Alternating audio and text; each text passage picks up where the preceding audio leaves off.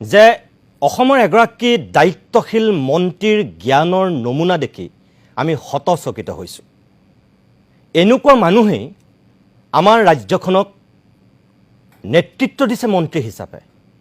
সামান্য যিখিনি জ্ঞান, সেই জ্ঞানখিনি নথকাকৈ মন্ত্ৰীৰ দায়িত্ব শুৱনি কৰি ৰাজ্যখন আগুৱাই নিব বিচাৰিছে। হিমন্ত বিশ্ব শৰ্মাই শ্ৰেষ্ঠ 5খন ৰাজ্যৰ সপোন দেখিছে এনেকুৱা এসোপা সাংগু পাংগু লৈ। আৰু ক'বলৈ বেয়া, শুনিবলৈও বেয়া, জয়ন্ত মল্ল বৰুৱা ডাঙৰীয়াক আমি এইটোৱে ক'ব বিচাৰোঁ, বান্দৰে নাৰিকলৰ মূল কেতিয়াও নুবুজে। বান্দৰে নাৰিকলটো লৈ খেলিব পাৰে, কেতিয়াও খাব নোৱাৰে। গতিকে জয়ন্ত মল্ল বৰুৱাই অন্ততঃ অসমখনৰ স্বাৰ্থত কিছুমান কথা নোকোৱাকৈ থকাটো ভাল। ৰাজনীতি কৰিছে, জনপ্ৰতিনিধি হৈছে, সামান্যতমো শিষ্টাচাৰ বজাই ৰখাটো ভাল। আৰু তেওঁ আজি কৈ দিছে যে 15 চনৰ পিছত তেওঁ একো বেয়া কাম কৰা নাই।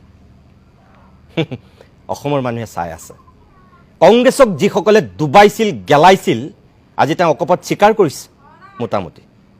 আৰু এই জয়ন্ত মল্লৰ নিচিনা একাংশ ভ্ৰষ্টাচাৰীৰ বাবেই বিজেপিকো ডুবিবলৈ বৰ বেছি সময় নালাগিব।